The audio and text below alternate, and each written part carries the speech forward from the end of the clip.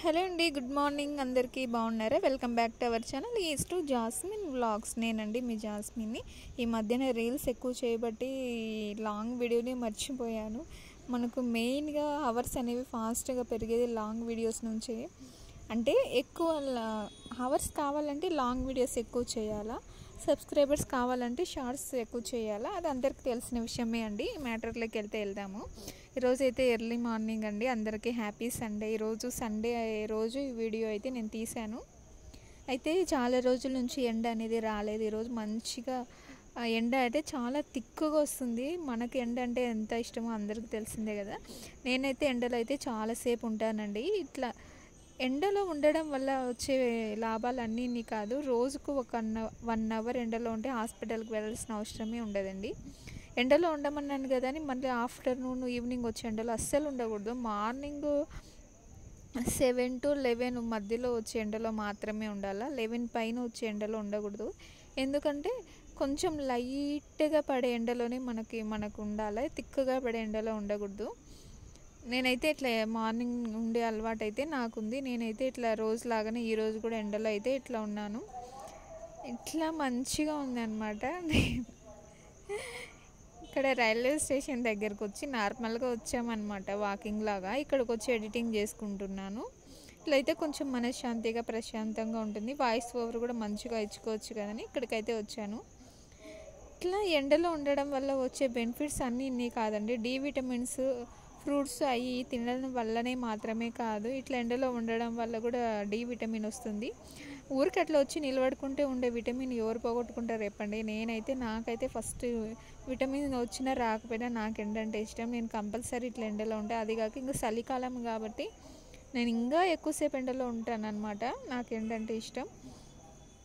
ఇట్లా మనం ఎండలో ఉంటే ఏ కోల్డ్, ఫీవర్ ఈ వెదర్లకు అస్సలు హాస్పిటల్కి వెళ్ళాల్సిన అవసరమే ఉండదు. మాకు వచ్చేది అరుదుగా కాబట్టి ఇంకా అరుదుగా వచ్చే దాంట్లోనే నేనైతే ఇట్లా దీన్ని మంచిగా యూస్ చేసుకుంటున్నా. ఎండలో ఉండడం వల్ల కూడా ఇట్లా మంచి బెనిఫిట్స్ అయితే ఉంది. ఇంకా ఇట్లేనండి. ఇదే ఇంకా చాలా అంటే చాలా ఈరోజు మార్నింగ్ నుంచి నైట్ వరకు ఏమేమి చేశాను మొత్తం అంతా ఈ బ్లాగ్లోనే చూపిస్తాను. లెంత్ అయితే ఏం లేదులేండి. నేను చేసే వీడియోస్ అసలు లెంతే ఉండవు, తెలుసు కదా మీకు అందరికీ. నేను షార్ట్స్ స్వీట్స్లో అయిపోయి కొట్టేస్తా. ఇదైతే పప్పాయ సీడ్స్ అండి. చాలా రోజులైంది వేసి. ఇక్కడైతే అన్నీ చూసారు, అన్నీ ఎండిపోయే సీడ్స్. ఒక్క చిన్న మొక్క వచ్చింది. ఆ మొక్క నేను బతికిద్దామని చెప్పేసి వాటర్ అయితే వేస్తున్నా. ఏంది అక్క అన్ని వాటర్ వేస్తారా అనుకోవద్దండి. అవన్నీ ఒక 2 minutesలోనే నేల అంతా బీట్ చేసుకుంటుంది. అదే మట్టి ఉంది కదా, మొత్తం బీట్ చేసుకుంటుంది. అందుకే అన్ని వాటర్ అయితే వేసాను. మధ్య నేను వాటర్ ఎక్కువ వేస్తూనే ఉన్నా, అయినా కూడా ఎందుకు ఆ చెట్లు మొలచలేదు. ఇక్కడ కలబంద చెట్లు అయితే మంచిగానే వచ్చాయి గ్రో. ఇది ఆల్రెడీ మంచిగానే ఉందిలేండి. పైన ఒక చిన్న మొక్క పిలక తీసి కింద నాటైనా చూడ, అది కూడా కలబంద మొక్క వచ్చేసింది. అలోవెరా జ్యూసు మేమైతే కలబంద అంటాము, ఇక్కడైతే సిటీలో అయితే అలోవెరా అంటారు. ఎట్లయినా ఎట్లయినా ఒకటే కదండి. ఎప్పుడో ఒకసారి నాకు బుద్ధి పుట్టి ఓపిక ఉంటే కనుక దీన్ని ఒక చిన్న ముక్క తీసుకొని ఫేస్కి అయితే పూసుకుంటాను. లేకుంటే లేదు. అలోవెరాని దీన్ని కూడా చాలామంది అంగట్లో అయితే తీసుకుంటున్నారు. చూసారా, ఇక్కడ కూడా ఒక చిన్న మొక్క అయితే పీకి నాటైనా అది కూడా ఇంకొక కొద్ది రోజుల్లోనే. అలోవెరా చెట్టు అనేది ఏంటంటే గ్రో అనేది ఫాస్ట్గా ఉంటుందండి దీంట్లో, అదే మంచి విషయము. ఇక్కడ చూసారా, పక్కన ఒక చిన్న పిల్లక నాటైనా అది అప్పుడే కొంచెం పెద్దగా వచ్చేసింది. ఇంకా ఇది కూడా నాటాను. ఇంకా ఇది కూడా కొద్ది రోజుల్లోనే వస్తుంది. ఇదే అండి ఇంతకుముందు నేను నాటింది. ఇంతకుముందు నాటేటప్పుడు కూడా మీకు ఒక వీడియోలో చూపించాను కదా, చూసారా, అది అప్పుడే పెద్దదైపోయింది మొక్క. ఇట్లా మంచిగా నాటుకుంటే మంచిదండి. అలోవెరా ఉంటే కనుక మనకి ఇంట్లో మంచిదని అంటారు.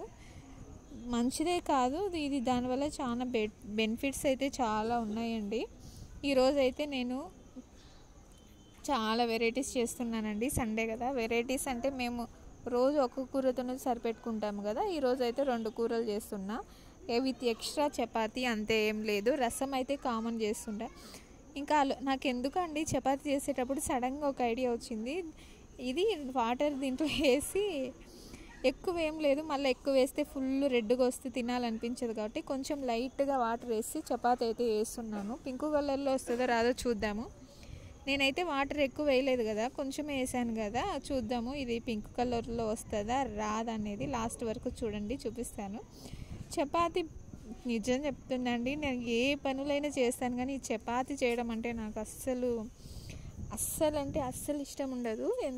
ఎందుకో తెలియదు, ఫస్ట్ నుంచి చపాతీ చేయడం అంటే నాకు చాలా ఇష్టం ఉండదు.